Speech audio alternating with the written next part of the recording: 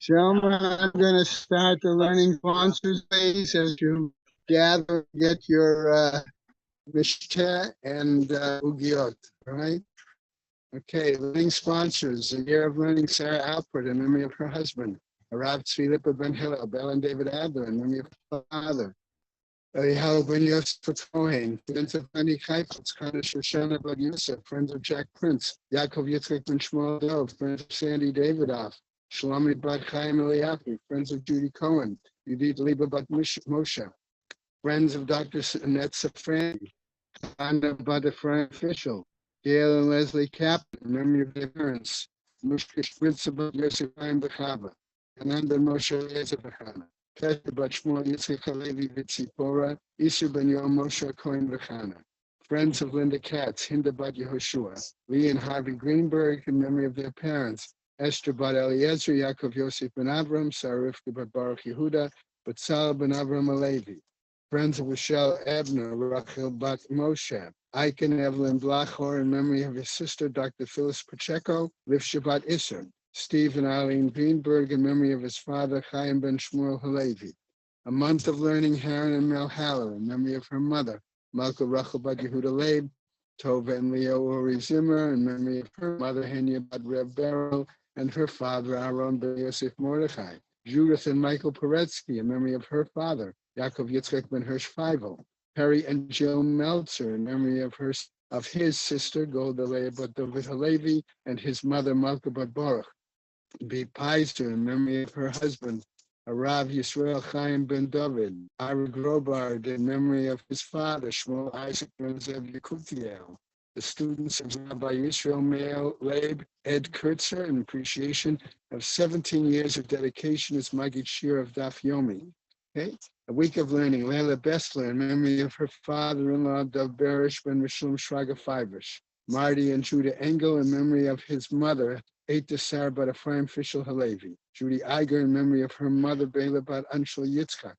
Friends of Steve Greenberg, in memory of his father, Hank Greenberg, Chaim Ben Shmuel Halevi.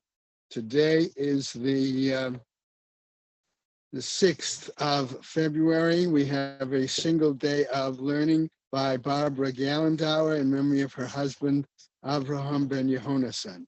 May the Neshamas have an Aliyah, Crank or Rafia, Velta Yeshua, Shema Tviyam, Chol B'nai Israel, a good Gaben Shtiah. I also spoke with Rabbi Iskovitz yesterday afternoon. He had another episode of his situation during the week, and when he called the doctor the next morning, they didn't give him much information anyway. So I don't know if they refused, they just simply didn't have it. The person he spoke with didn't have it. Okay, but the point is, also would like to have a refuah shleim for Haver, okay, Rabbi Mordechai Iskovitz. Yeah.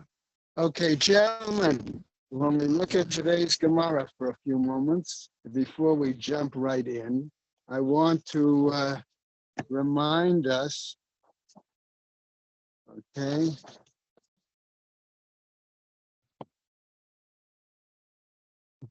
that we're really starting on the bottom of Nunam Base, the last line. Okay, and just to quickly review, we never, as Heshi would point out to us momentarily, right? We never really answered the question about a Nara. Okay, the Gemara really didn't come to a conclusion on that situation. Okay, and so we've got at least one open area, okay, that needs to be brought to some sort of closure in terms of the fact that since we see there are examples that were made between the difference of a Nisuah, the daughter of a Kohen who was completely married, versus a Arusah, the daughter of a Kohen who was betrothed. Okay, at least according to Rabbanan, could that question still be a valid item? Could that still be an issue? Okay, right. So Nara versus, okay. So the Gemara did indicate a statement to some degree, which we're going to go back to for a quote for a moment. Okay?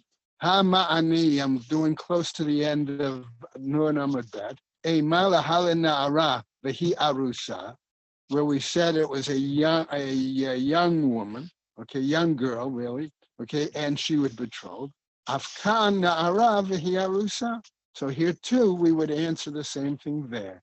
Na'ara v'hi nisua, and in terms of a young girl that was totally married, or bogeret v'hi arusa, or a what we call the teenager, okay, and she was betrothed, bogeret v'hi nisua, or we're talking about a teenager and she is completely married, va'afilu hazkena, and even an more aged woman, okay, minayin, what will we know? Talmud Lomar, okay, says the text, ubat kohen mikom makom, regardless of her particular age, status, things like that, okay?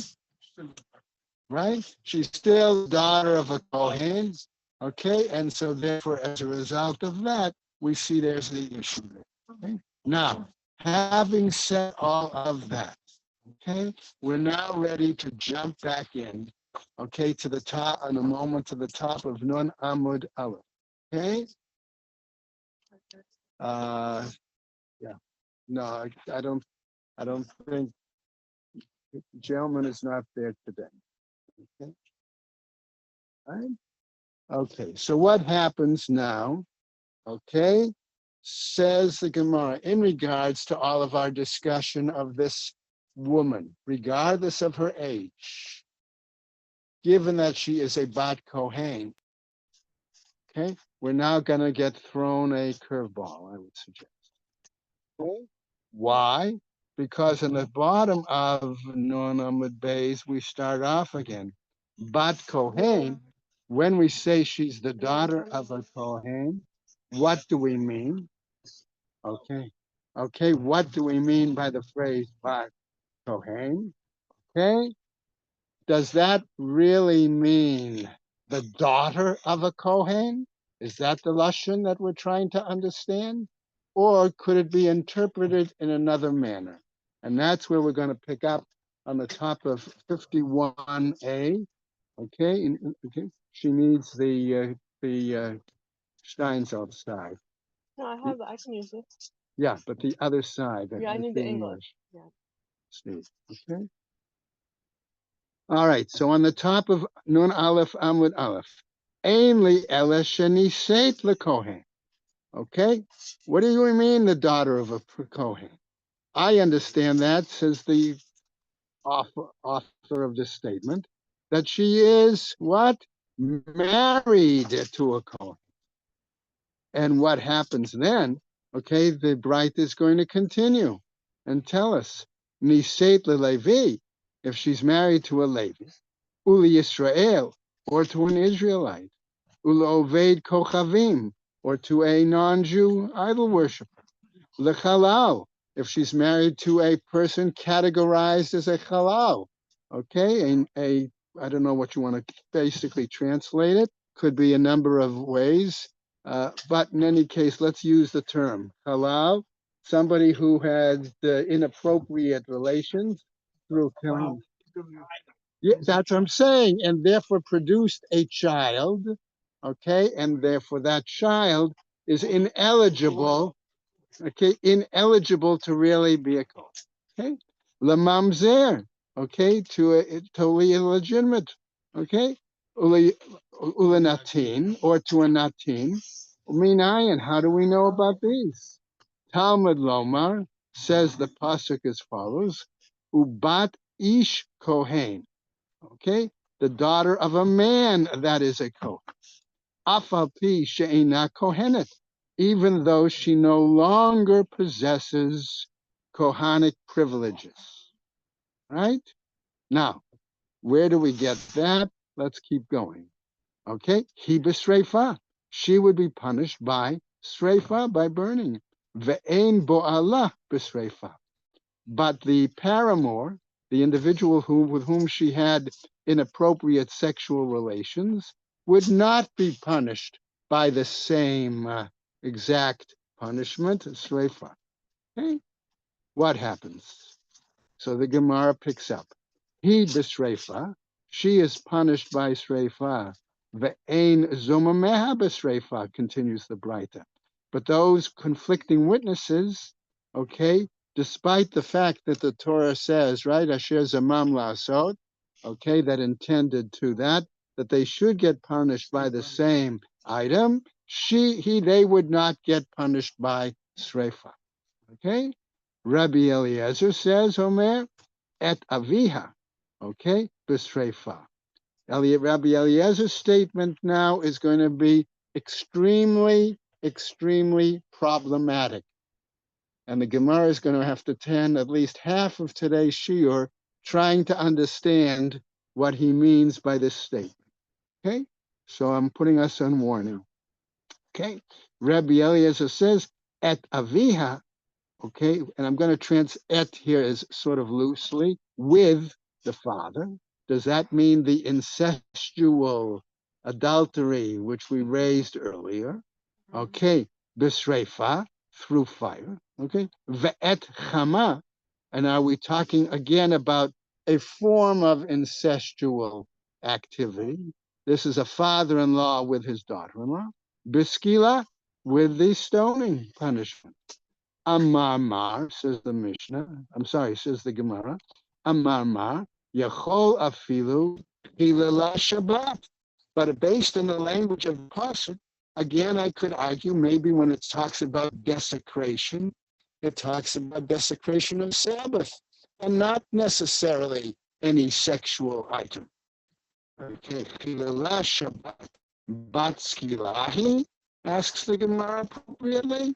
Are we going to say all of a sudden that if someone she desecrates the Shabbat, she's going to be punishable by skila?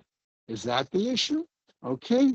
So the implication, of course, is that no, that punishment of skila here is linked particularly to acts of adultery. Okay. Amar Rav, this is Rav, Hatmai. According to whom is that? Rabbi Shimon. That's the view of Rabbi Shimon. Okay? The Amar Sreifa Chamura, because he argues that the burning is the most stringent.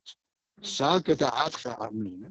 It's possible I might have said, Ho'il, okay, Achmir Baho Rachmana Bekohane. Maybe I might argue that since, according to the Torah, there is more stringencies associated with Kohanim. Okay, why? Derabe Baho mitzvot yeterot, because they have a significant number of additional commandments associated with them. What happens? Tidun b'sreifa, that therefore they directed that she should be judged and found, when found guilty, with sreifa. Kamashmalan. Okay, Kamashmalan, says the Gemara, that is not necessarily the case. Maishna minadi day. Okay, so we ask then why the different penalties. Okay, and as what could they do about it? What is it trying to tell us? Okay, what's the difference between this and that? Between her situation or his? Okay, well, that's what I said, the difference in the penalties between the woman and the father. Okay, all right, that's the point. If we're assuming that it was incestual, that's the whole point behind the Gemara. It's possible I might argue you here. Ihu the Ishtaya, where the fact we're saying here that this could be the logic of Rabbi Shimon, namely, Ikud Ishtaya Le Shabbat Legabe Avoda, that maybe we could say with regards to the fact that he was a Kohen and he is permitted certain activities regarding Shabbat, okay, like the Avoda, in other words, that normally would be forbidden to people on Shabbat, okay? He she since in regards to the situation that she is not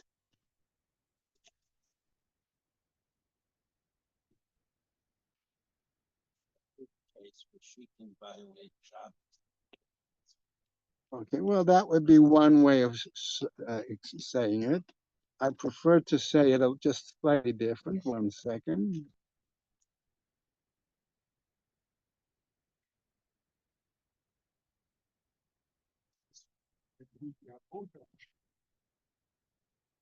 A priest can do the avoda where there are things that are against Shabbat, but that is certainly not her situation.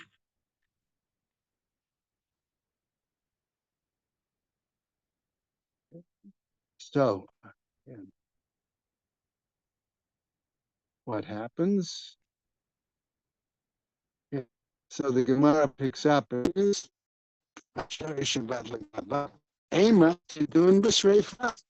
therefore I would say that she would be punished by Sreifa. Okay? So again, this would be the logic behind the view of Rabbi Shimon.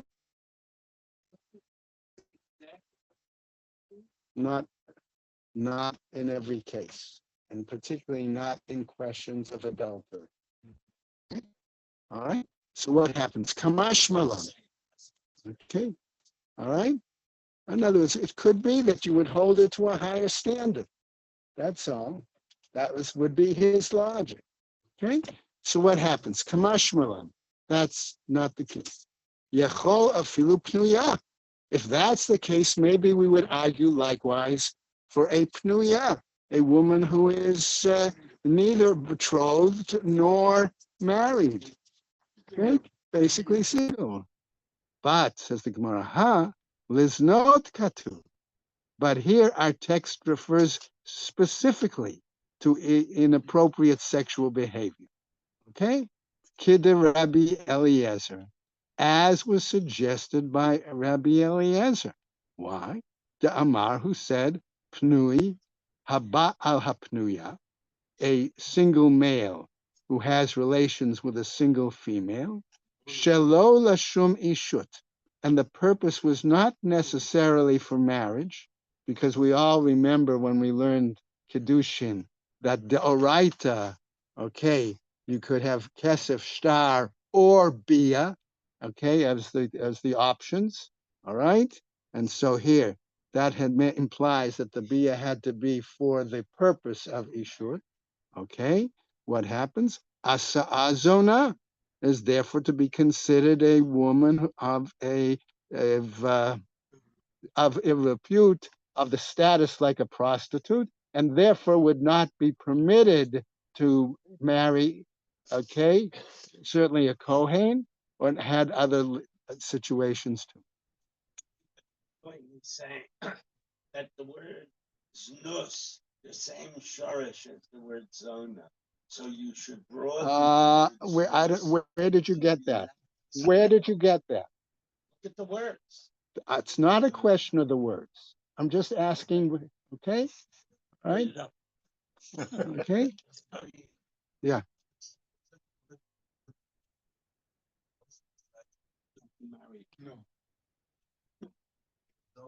No. Okay, if there were premarital sex, no, she could marry somebody else. That's the point. Okay? Oh, no. Okay, but the Gemara goes on. Okay? All right, so here again, we come back to the issue, okay, that regards to the Pnuya.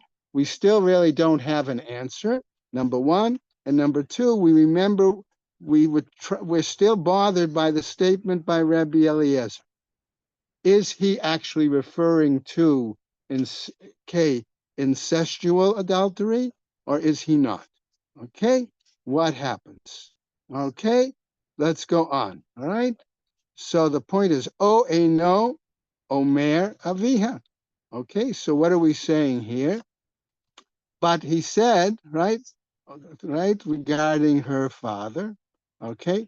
In other words, based on the fact that were it not for the Gezerah Shava, that burning may be considered the punishment, only in that case, okay, but without not in regards to any other man, okay? Like, for example, a nasin or a mamzer. That's the question the Gemara is trying to get at. All right? My area. Okay, so what happens? Oh, eno omer aviha.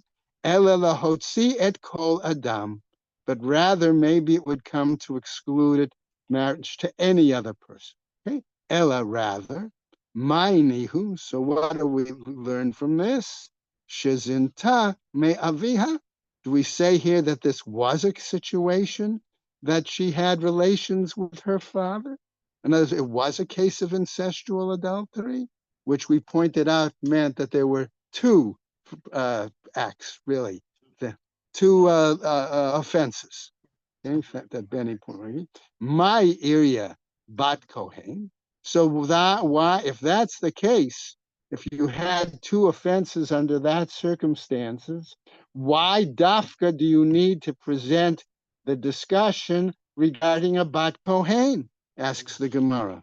Afilu bat Yisrael nami, says the Gemara. Even a general Israelite daughter, wouldn't the same situation apply? Okay? Da Amar, as we says by Rava, Amar li Rav Yitzchak, says Rav Yitzchak bar Avudimi, the following. Acha hena hena, acha zima zima. We can make a gzera shava from these words, hena hena, zima zima. It's tarich, and that could be necessary. Saga da'ata chamina. It's possible then I might say, kra la'afuki, okay, midaraba.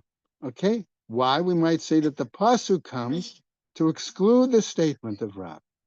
Okay, midegale rachmana bevat kohen velo bevat Yisrael. Okay, maybe it comes that talking about that the Torah phrases it in a manner that this is only going to apply to a daughter of the Kohen and not to an Israelite daughter. Kamash Malan. Okay, what's the basis here?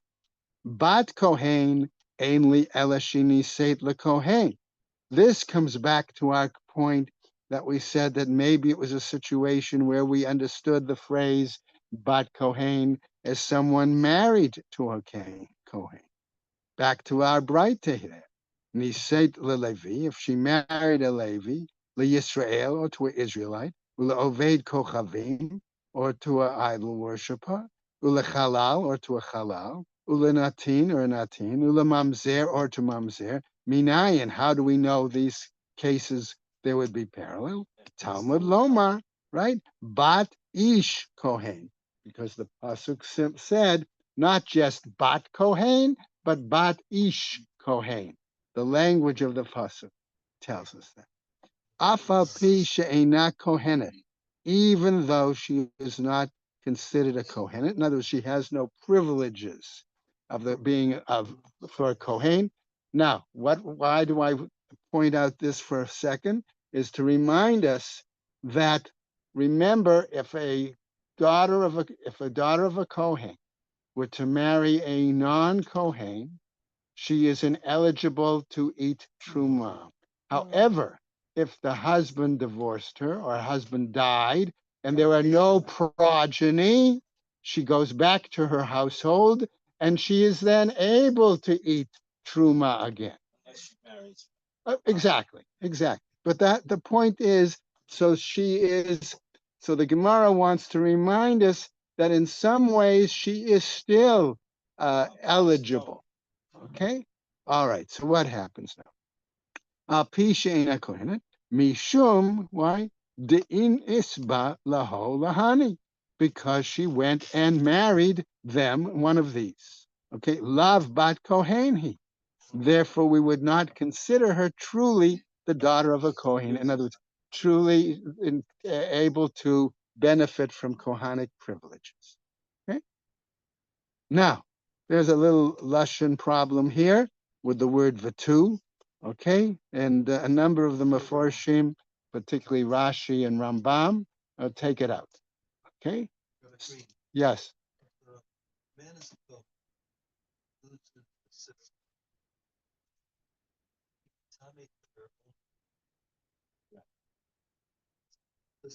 Mm-hmm.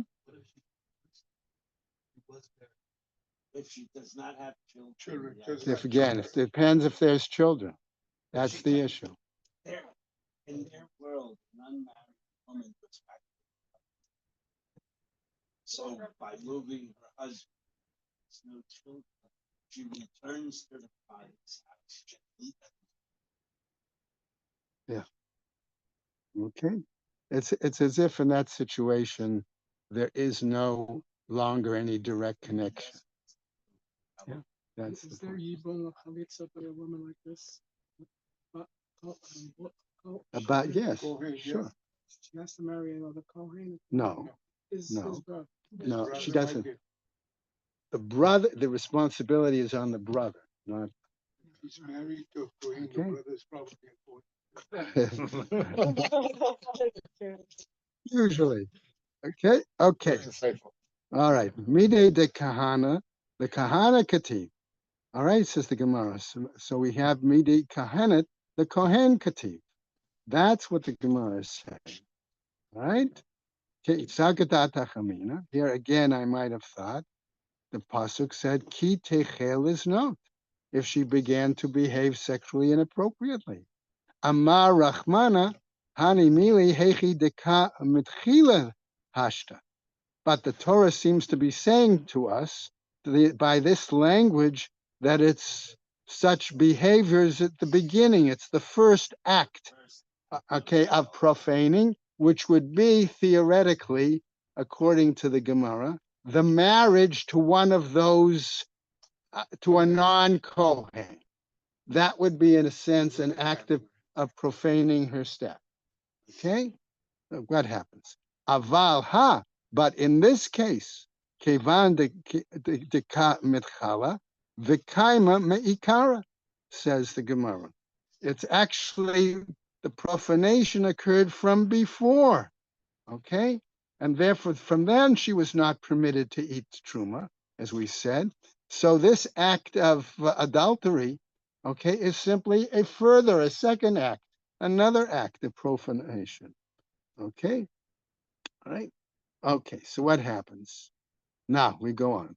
The Amar Mar, as the master said, Ubat Kohen ki ish zar, but we have a pasuk that tells us the daughter of a Kohen who marries a non-Kohen, kevan shenivala l'psula psala. Case once they have relations, okay, to this individual who is ineligible, pasul, and here we're talking particularly again like the Nasin mamzer, pasla, it renders her then ineligible for Kohanic privileges. Whoa, says this Gemara. Maybe I can understand that applies to the Nasin and the mamzer. But look who you listed throughout that entire Braita. You listed Levi. You listed Yisrael. Okay? Nami, them too. Okay, so the Gemara picks up, right? V'shava el beit aviha kineureha, as Michael cited the pasuk for us, that she returns to the household of her father as she had lived in her youth. Now, when she was a youth, before she was married, what? She was eligible for Kohanic privilege, like Truma. Okay? All right. Miklal dechi ite, right? Miklal dechi ite gabe lo achla.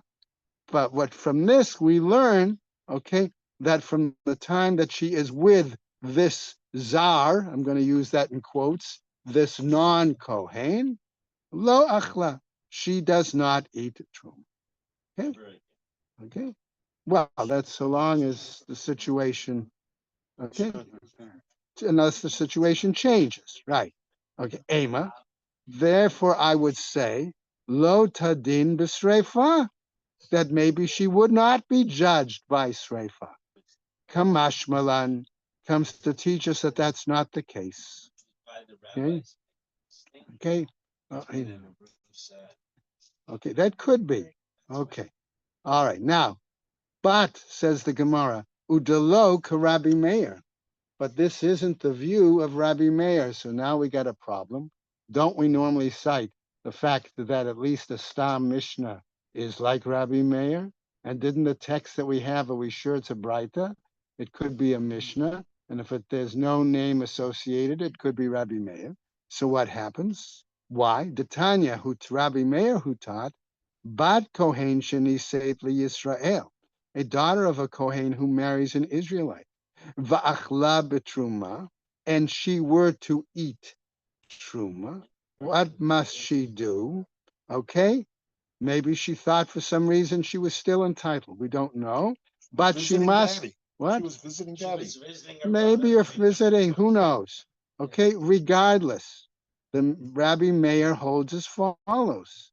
Okay, her act of eating that truma is almost like thievery. And therefore, that being the case, Rabbi Meir holds what she must do. Mishalemet et hakeren, she must pay the principal amount. Ve'ena mishalemet et hachomesh, but she need not pay the additional 1/5, the knas. Okay? But, continuing, umitata b'sreifa, and her death, okay, in an act of adultery, would be sreifa, would be burning.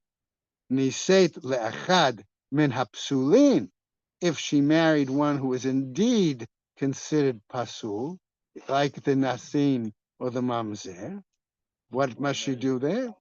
Okay. Oh, okay. Well, the text I had only listed nasin and mamzer.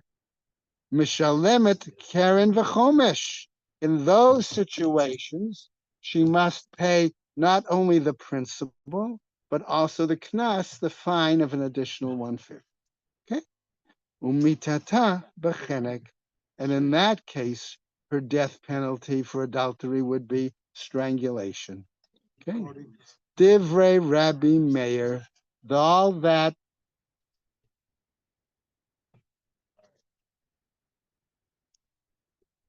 Three more words. Divrei Rabbi Meir. That's the view of Rabbi Meir. The Chachamim Omrim, but the sages say, Zo v'zo mishalmot keren v'lo chomesh.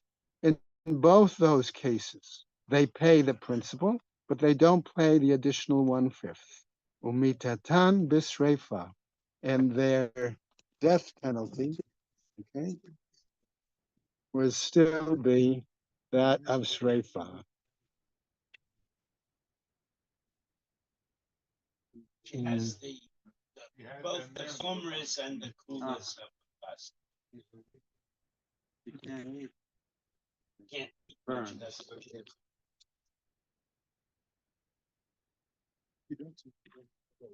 In other words, she really does not, because there is that option, as we've said, according to the Torah, right, that she could ultimately return to her father's household. At that point, she can't eat truma. If she gets divorced or he dies. In that pasuk, the word zar does not mean No, that it's illegitimate spouse. So once she has I'm not sure. No, spouse, that's the she pasul. never- That's the pasul. Okay. Girl who's married to a lady, girl who's married to a That's Rabbi Meir's view. That's not, no. That's not the view of the Chachamim.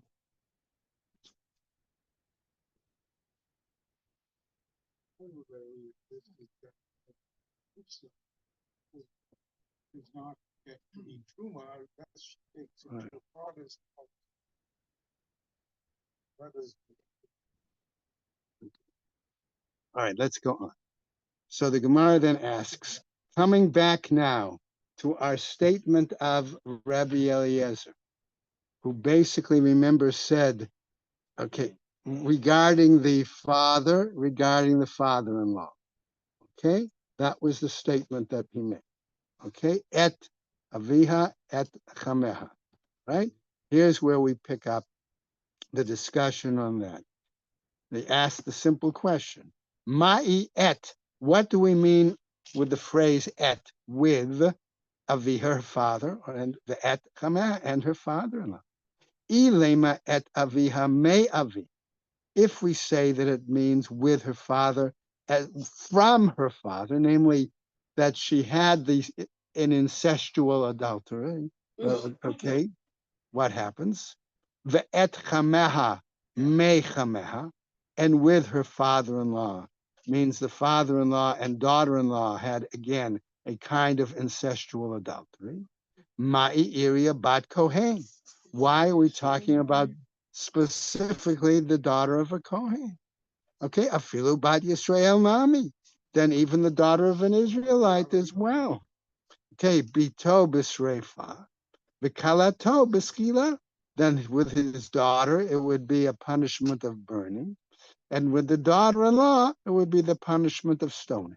Ella et aviha, but maybe this is attempt number one to explain Rabbi Eliezer. But maybe we're going to suggest here, at this point, that et aviha means birishut aviha, while she's under the domain of her father. Namely, she could be an arusa. She doesn't have to be an arusa, but she could still be living under the authority of her father. Ve'et chameha, and when we say ve'et with her father-in-law, bireshut chameha, that it could be under the domain, under the authority of her father-in-law. Whereas we know in the time of the Gemara, okay, a man and woman would marry, and he would tend to move not necessarily into the house where he grew up, but a house was built on that ground or next door, and so therefore they were still under the authority of his father-in-law. Okay, Kiman, according to whom? Asks the Gemara. Ikarabanan. If we say this is according to the view of the rabbis, ha'amrei nisu'ayet seit l'sreifa, who say that a fully married woman, okay, would go to be punished by burning, velo arusa, and not necessarily a betrothed woman, okay? All right, and to double check, make a mark by Art Scroll number note 37 there for yourselves. Rabbi Shimon, or do we say no? This is according to the view of Rabbi Shimon. Ha'omer echat arusa v'echat nesua. No, the same thing applies whether she's betrothed or whether she is fully married. Bisreifa, okay, that she's punished by the burning. Ve'ik Rabbi Yishmael. And if we're going to say no, it's neither Rabbanan nor Rabbi Shimon, but a third opinion, namely Rabbi Yishmael, Ha'omer, who says as follows, Arusa yotzeit l'sreifa, that a betrothed woman would be punishable by burning, velo nisua, but not a fully married woman. Et chameha chenek, okay? If it was with the father-in-law, okay, then the punishment would be strangulation. If she's married. If she's married to it, right? If she's, I mean, it's with if the adulterous relationship, okay, okay, She's under her father-in-law's. under his domain, under his authority. That would seem to apply. So far, we don't know because the Gemara is going to come back and give us at least two other suggestions. Okay, all right. What happens? Shalach Rabin. Now we get the following. All right. Shalach Rabin Mishmei de Rabbi Yossi beRabbi Chanina. Kachi Hatza'a. Okay. Shel Mishnah. That seems to be the way the Mishnah is worded, he says. Okay. Le'olam kirabanan. And if that's the case, excuse me, then it follows the view of the rabbis. Vahachi ka'amar. And this is how we understand it. Kol shehu lamata mimitat aviha.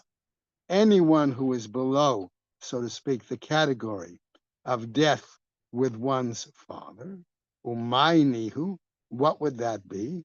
Okay, Nesua Bat Yisrael. Okay, that would be the completely married daughter of an Israelite. De'ilu Nesu'ah Bat Yisrael. Okay, because worshipped the daughter of a Israelite, the punishment would be chenek, would be strangulation. Hacha, but maybe here in this case, b'mitat aviha b'sreifa, that it was pushed up, so to speak, to a punishment of sreifa. And then make a note to circle or mark a note number 44 in art school. Kol shehi lamala mamitat aviha, but any kind of adultery that is beyond, okay, what happens there above that to the death of the father? Umaynihu, what might that be? Arusa bat Yisrael, the betrothed Israelite daughter. De'ilu arusa bat Yisrael, ba'alma b'sakaila.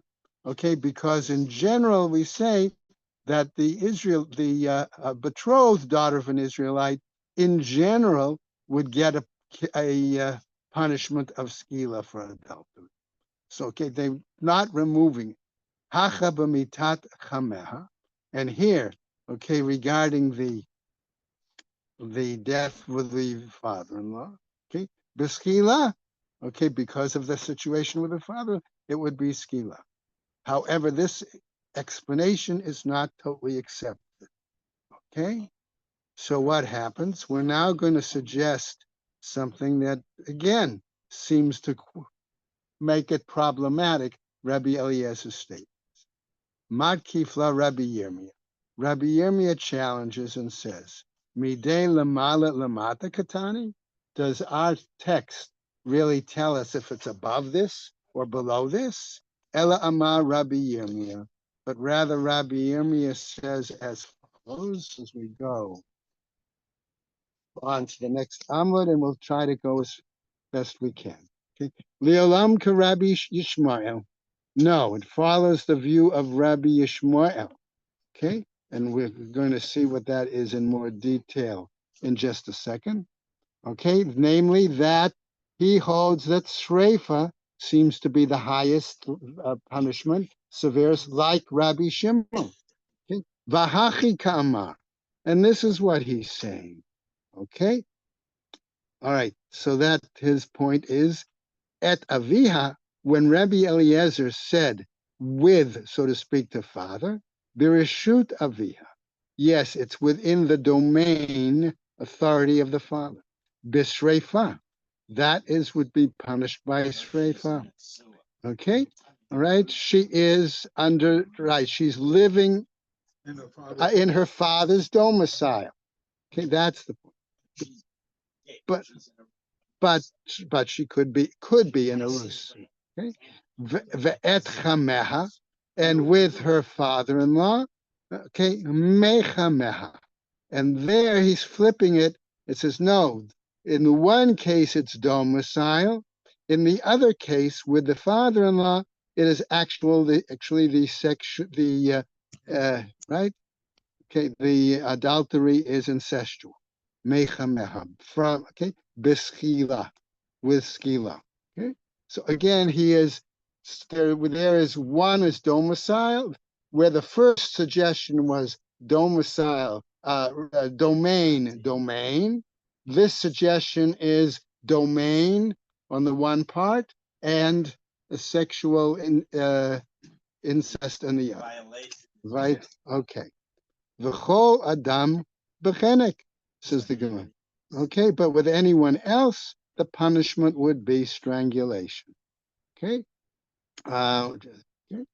All right, so Nisu'ah would be Sreifa, Arusa would be Chenek, okay, as an Arusa. All right, so what happens? Amar Rava. Rava's not happy with this explanation. Okay, Maishna. Okay, why the difference, he said.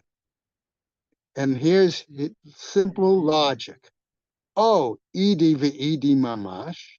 Either you're going to say Rabbi Eliezer's statement applies in both cases of father and father-in-law to the actual sexual impropriety, oh, idi v'shut, or say that in both cases, Rabbi Eliezer was talking domain in both cases.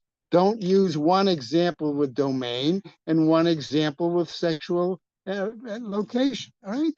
Ela Amar Rava. So here's number two, attempt number two to explain Rabbi Eliezer. Says Rava. Le'olam k'Rabbi Shimon. Okay, so we threw out the first example that it was like Rabbanan. Now we say, no, Rabbi Yishmael really holds like Rabbi Shimon. Okay, ukasavar Rabbi Eliezer nisu aka arusa, and Rabbi Eliezer holds that a married woman is no different than a betrothed woman. Ma arusa chad darga maskinan la maskila lesreifa. Whereas with regards to a betrothed woman, okay, which is right, okay, chad darga, we take the lower step and we raise it from skila to sreifa, okay, af nesu'ah, so likewise a married woman, chad darga, okay, it's lower, maskinan la mechenek skila, so we raise it there too, one step up from strangulation to stoning. What happens? Gemara challenges now Rava's explanation. Regular problem? What? Is this a regular problem? Okay. Amat kifla Rabbi Chanina. Rabbi Chanina challenges it. Again, notice his argument. Ide ve'idi Rabbi Shimon b'shreifa ka'amar. Both this one and this one, according to Rabbi Shimon, if you say that's who Rabbi Eliezer's following, they would both be tantamount to requiring the same punishment, namely streifa. That's what he would say. Okay? Because he held that an arusa and nisua were the same status. Okay? So what happens? Says an answer, Ella Amar Ravina. Ravina comes back. Attempt number three to explain Rabbi Eliezer's statement. La'olam k'Rabbanan. Excuse me. No, it's like the rabbis. Why? Ve'ipuch et aviha b'skila, ve'et chameha b'sreifa. And flip it. Okay? What each of them said. Okay? In other words, what Ravina said. Okay? What Rabbi Eliezer said. Okay? That, okay. All right? So what happens? Ve'et chameha b'sreifa. V'hai dekamar et aviha. And the fact that he simply said with aviha, sircha ba'almanakat. He simply chose abbreviated language. Okay?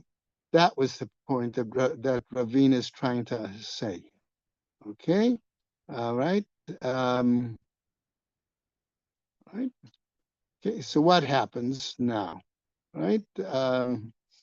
Ravina's explanation, okay, that he's going to go back to say that et really refers to domain, number one. Number two, we're going to see that the father said that was regards to the arusa, and the father-in-law was a nisu'ah, okay? And what happens? Amar Rav Nachman says, Rav Nachman Amar Rav Bar Abuha Amar Rav. Halacha kedeshalach Ravin mishmei Rabbi Yossi Rabbi Chanina. According to him, and here comes back, finally somebody is looking for the halacha, okay? We saw that yesterday as well. Halacha kiddush, as was sent by Ravin, and as the interpretation that Ravin gave, which was number two, okay? The mixed domain, okay? Ravin mishmei Rabbi Yossi Rabbi Chanina. This isn't the case, says the Gemara. Amar Rav Yosef, says Rav Yosef, Hilchata l'mishicha. Okay, that kind of a halachic decision is good for the time of the Messiah, he says. Okay, all right, okay, right? Because we know, all right, as a court, we can't carry out death penalty. That's the whole point. Amar le Abai, and now Abai comes in. Ela me'ata, but from now, shchitat kodshim. Let's try to learn it a different kind of example. How could you complain that way, Rabbi Yosef? Rav Yosef. Take the example of Shchitat Kosim. We all study Kodshim, or at least many of us. Lo litnei hilchata l'mashicha. Okay, you could argue there too that we should not learn that material till the Messiah comes, when we can have the Beis Hamikdash and go back to Korbanos, etc., etc. Ela derosh v'kabel sachar. Namely, we learn it, and for that reason, we receive some merit, some reward. Hachanami derosh v'kabel sachar. Here too, we should say that we learn it, we study it, and we receive reward. Okay? Hachi ka'amre. And therefore, this is what they were saying. Hilchata lamali. Why do we even need to come to a halachic decision in this particular case? Right? Sugya de shema'ata. Halacha ka'amar. Okay, the importance of this sugya is for the learning. Okay, do we then nearly need to come out with some sort of clear halachic precedent decision? My Rav Yishmael. What then? Now we come, okay, to another part. What then did Rabbi Yishmael hold? And we'll go a few more minutes. Okay, Tanya, as we're taught in a bright. Ubat ish kohen. Remember, that's our pasuk. Kitechel note, who began to behave sexually immoral. Okay, ben ara vehi arusa. Regarding a young woman and she is betrothed. Hakatuv medaber. That's what the pasuk, he said, is talking. Rabbi Yishmael holds the pasuk is focused on, talking about.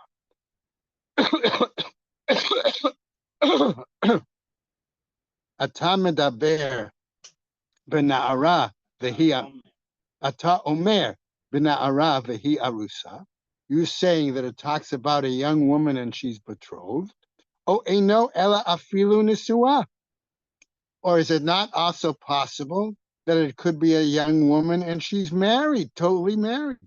Talmud Loma, but the pasuk says, Ish asher yinaf et eshet re'ehu, mot yumat hano'ef hano'efet. If a man has adulterous relationships with the wife of his neighbor, okay, that both should be put to death, the male adulterer and the female adulteress. Okay, now does it give us a clear punishment there? Who asked? Somebody asked. No, done. Somebody asked, right, earlier in the shir. But it does indicate that they both get the same. Get the death penalty, number one. Okay, but it doesn't say which exactly, Chaim. Okay, so that's why I answered it for. We don't know. Okay, you're making an assumption that Yumat generally would refer to the most. I don't know, but that's the, okay. So that could be right.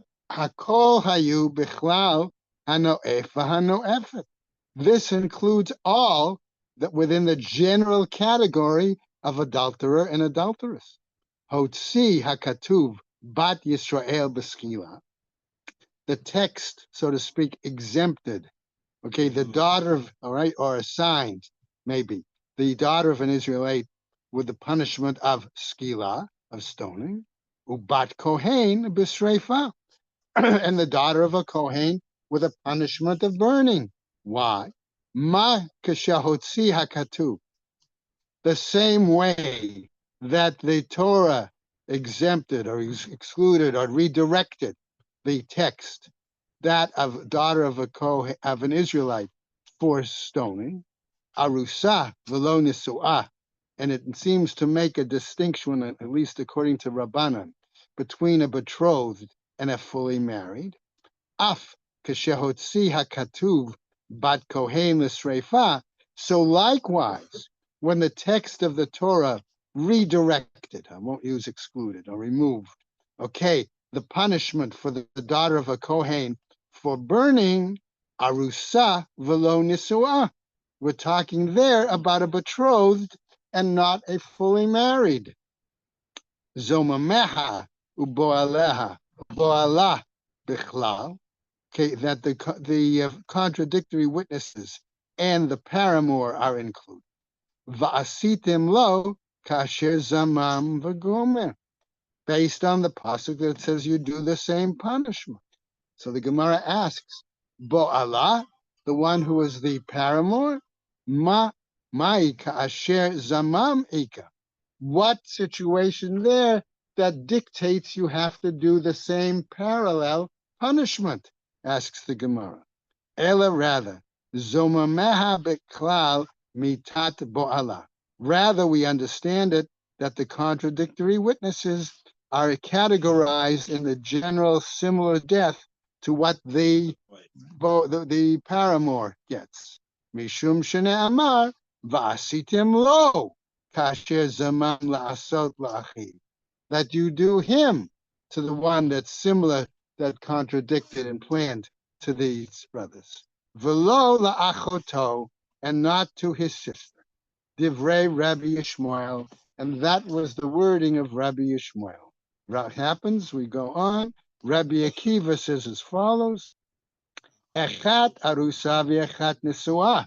Says Rabbi Akiva, the same applies to the betrothed as to the full married.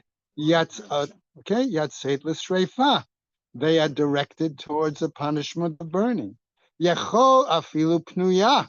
I may even thought that could apply to a single woman.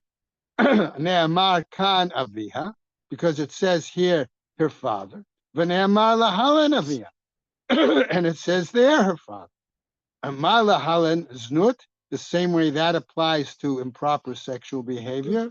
Im zikat habal, where it has an attachment with a husband. Afkan znut im zikat habal. So here too, there is an attachment with a husband. It may not be the same total attachment, but there is an attachment. Okay. Amale Rabbi Yishmael, says Rabbi Yishmael, a malahalan na'ara v'hi arusa. But Rabbi Yishmael says, what here we see that it is a young woman and she's a betrothed. Afkan na'ara v'hi arusa. So here too, it is a young woman and she's betrothed. Amale Rabbi Akiva. It says Rabbi Akiva Yishmael Achi. Notice how nicely he addresses him. Okay, important that there be respect among colleagues too. Okay, Rabbi Yishmael says, Yishmael, my brother, we have the pasuk bat uvat, a daughter and a daughter.